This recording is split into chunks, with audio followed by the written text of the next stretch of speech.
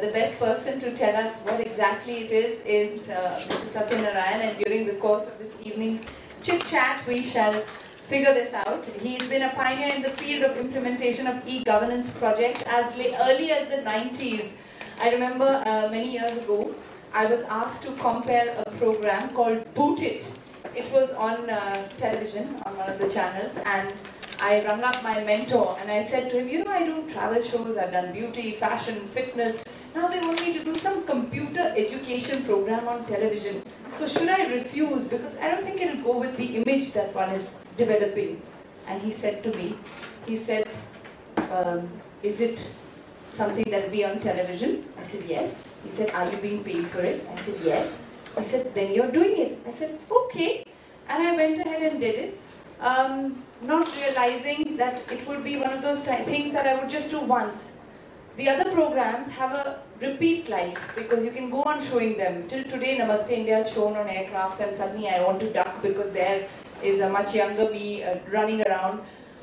But with this program, it was once and that was it. It became irrelevant. But in that one time, it really reached out because it was sorting students' problems and computing issues. And it's unbelievable to see the graph, the way things have developed, and it's the hugest tool today because anything is possible. When we talk about India being left behind in the development process, this is that, what do you call it, that wonder drink which gives you that energy to catch up. It's that super boost. And here are the stars who are holding the big jars of it. You know Mr. Desh Deshpande, he's been with us all day. But more than that, he's been with the project all through. So he is really someone greatly inspirational and instrumental. So I'm going to start with you because you're the new voice. We need to hear it very, very quickly. What role do you feel e-governance is playing, and how can this be a bigger boost, and how can the lag between social innovators and the government be reduced? Because in the morning we were talking about how even for venture capitalists, they might have to analyze 500 cases and get 1 or 2 successful outcomes. So how would you separate the wheat from the chaff? Let me start the DeitY issue first, because that's the most important part. I was earlier chairman of Tirumala Tirupati Devasthanam. Our friend here, Chakrapani, and others know, which is the largest and most revered temple in the country, just before coming to Delhi. So, and within a week or 2 of my joining, the department was renamed as DeitY. Previously it was called DeitY. They added another DeitY. Then you know what our minister said? You are, in charge of a DeitY whose job it is to collect money, hundi. Here you are going to preside over a department which actually gives out money through subsidies for development of electronics, fuel subsidies you have to give and so on. So it's just the reverse. So that is what we are trying to do now. So in one case you are managing DeitY, but now you have become the DeitY. No, I am not. But it was, incidental that you started with that question, and really we have 2 big missions, so to say. The first one is using IT for the welfare of the citizens, for the convenience, efficiency, effectiveness, through e-governance. And the second part, which is really why the department was renamed, is the focus on electronics manufacturing in the country. So we are putting a lot of emphasis on both. In the e-governance side, we have currently a large focus on, and a heavy focus on, the transaction orientation. That whatever we do, whatever effort we do, and it applies equally well for social entrepreneurs also, is how many citizens have we touched today? This question was asked of me almost a year ago when I joined this job by the Cabinet Secretary. I had no ready answer because we were not counting anything. And Kanta he was struggling in the CED for phone calls and getting from different states, and they would send their reports and they won't send their reports. What services were we giving? Whom are we touching? Are we touching anyone at all? No issue, no response. Today I can confidently say that we worked a lot, and just since we asked, I'll just open up this for a second and show. I don't know whether it was shown during the course of the day, but I'll just show some interesting things here on this. So it is I want it like this. It can be shown up there also, but it can be shown on your cell phones as well. It is a real-time count till the last 3 seconds. I hope you are able to see it move. Yeah. So has it turned? Yeah. So it is, I mean, just like a petrol counter of how many citizens are touched till this last 3 seconds in this country. And what are those services? What are those states? What are those districts? What is happening in real time, actual sense? So in a way, this is trying to summarize what we are trying to do through e-governance in a very sharp, very focused manner. That we have touched 20 lakh people so far in this month of August, that's what it says, and about 60 crores since 1st of January. No, but this is only part of the count. It will increase as more sites join this particular portal. So that is on the electronics, on the e-governance side that I have just mentioned that. All this is happening only to super appreciate what they do. All this is just to highlight just how relevant it is. Yeah. I think there are too many challenges as we have been experiencing also. And despite all that, we have to make the progress that we are making. Is on the e-governance side. But I will stop here and request Desh Deshpande to, as you have mentioned, then I'll come back. Well, it's been a long day, so this is mostly summarizing what collectively we have done. First of all, I think I really want to thank Sanjay for pulling in so many senior officials and so many accomplished social entrepreneurs here together. I think this is probably the first time when such a meeting has come together, and we really appreciate all of you being here.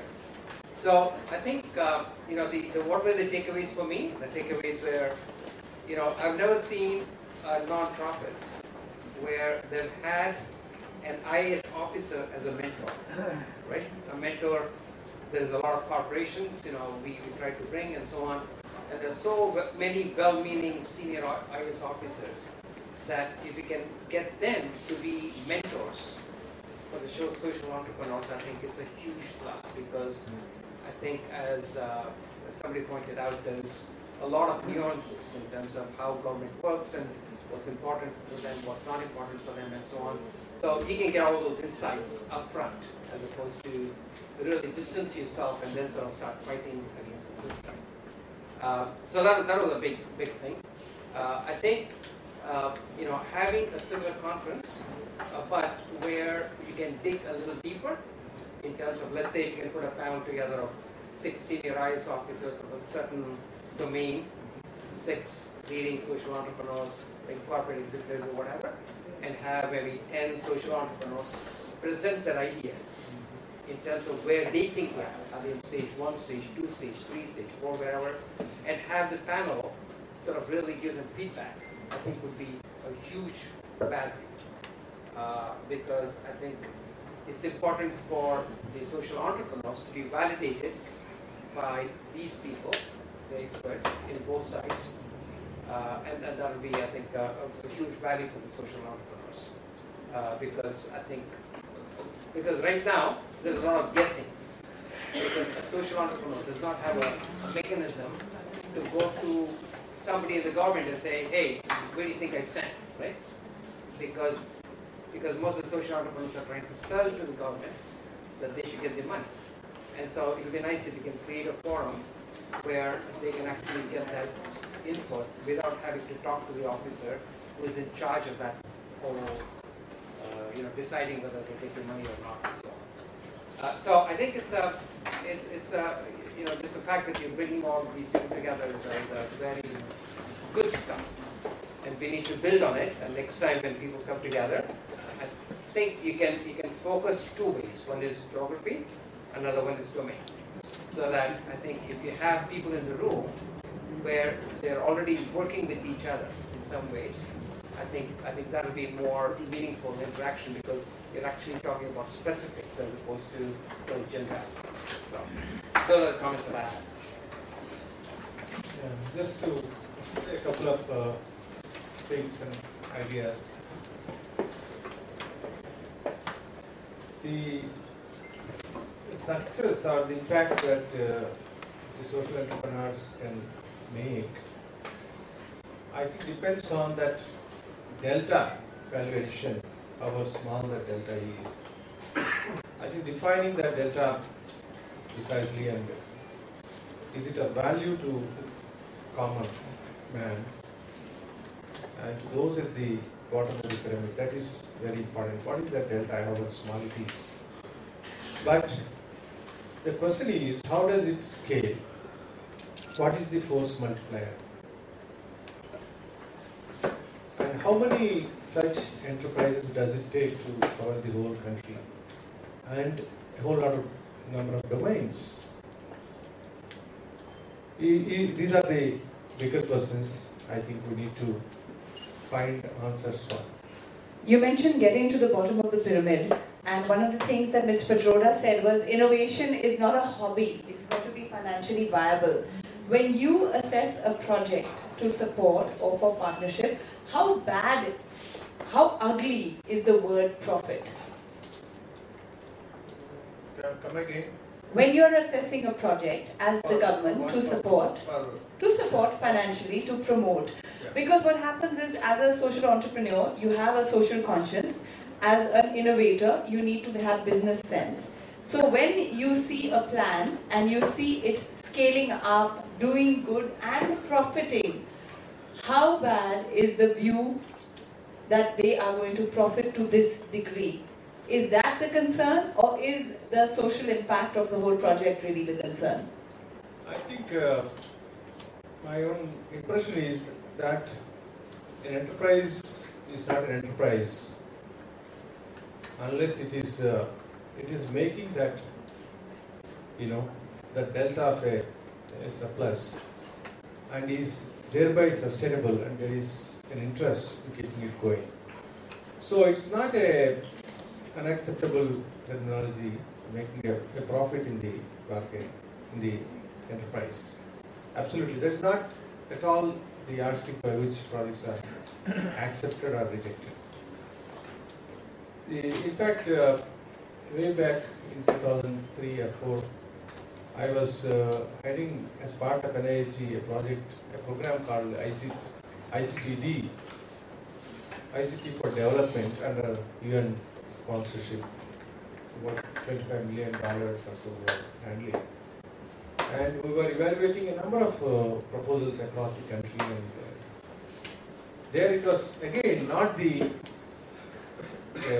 profit was not the criterion, but the social impact that it was creating, each project was creating, was the criterion there. Precisely. So, yeah, but even for research projects which we fund from AT, it is not the profit that profit is not at all the consideration or making a commercial proportion out of it. But let me give an example recently. But sometimes it so happens we have a huge relevance. One of the labs that we we manage here, they came up with a chip that has made a huge difference in terms of the hearing, people with hearing impairment. So it's a chip that brought down the cost from about 15 to 20,000, which is mostly from the Scandinavian countries. They are, supplying the whole world with hearing aids. So this chip has brought it down to 2,500. So such a great impact is locally indigenously developed and made a huge difference. So that many government departments, agencies, NGOs, they are now in a position to come forward, effort to give it to a large number of people to make a difference to their lives. It's just one example I'm saying. And examples like that, if you are socially sensitive, such projects come to you, whether you are in the field of research, whether you are doing e-governance, or whether you are in projects in the space of ICT for development. Mr. Deshpande, as you know, is the force behind the Deshpande Foundation, and the Sandbox project in Karnataka has had great impact. So, is the Sandbox project something that you would like to expand on, or as Sri Dasa said, eventually the plan is that there should be a time when one no longer needs to have, say, a kitchen feeding children because those children are well taken care of in any case. So is the Sandbox project going to be replicated by the Deshpande Foundation, or is it now the format that other people have taken on and you sort of just plant the seed and then let it grow and have more branches? Well, I think Sanjay has been talking to a lot of people about putting the idea. So we're looking forward to learning a lot from lots of other people. There's lots of other people in the world who are doing something similar. So I think it's a work in progress and there's a lot of learning to be done.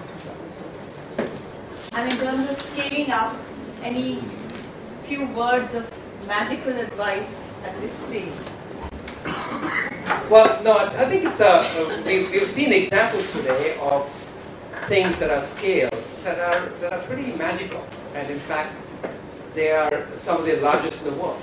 So I think India should be very proud of the fact that things are happening in India that are second to none in the world, right? In fact, every time I talk to the groups in US, I always talk about how India is in a unique place because India has two combinations. It has a combination of stark reality, the problems that face you right in your face when you walk out, and it also has maybe 0.5%, 1% of the population that's globally competitive in every aspect. So it's technology, management, accounting, business, governance, anything, right? And so it's and they have the freedom to operate, which is sort of the freedom to operate, the competence, and the problem. They come together only in India, nowhere else. In China, you have the competence and the problem, but you don't have the freedom to operate. So I think India really has the potential to come up with a solution, which we're already seeing, which are I think the new solutions for billions of people in the world. And ultimately, what these organizations do is they bring hope. They bring hope to people. And what the world needs most is that hope. Because if you look at Palestine or even Pakistan or a lot of these places where the standard of living is a lot higher than in India, they are getting into big trouble because people are losing hope. When somebody loses hope, there's nothing to negotiate. If somebody says, I'll kill myself, where do you go from there? That's the end, right? And so I think what these organizations are doing is just magical. They're bringing hope to people. And if India can continue to build on that and do it in big scale, I think we can become a role model for lots of other countries to how to do it. So. Well, we've been on a roll and lots of role models have come and shown us the way ahead. Satyanaryana, would you like to say a few words as we wind up? Yeah, I think we need to find that force multiplier, that magical network element. I would compare it with the way internet has grown. Just on a protocol, TCP/IP protocol, people like Mr. Deshpande can discover some equivalent of that in the social space, I think that is the answer.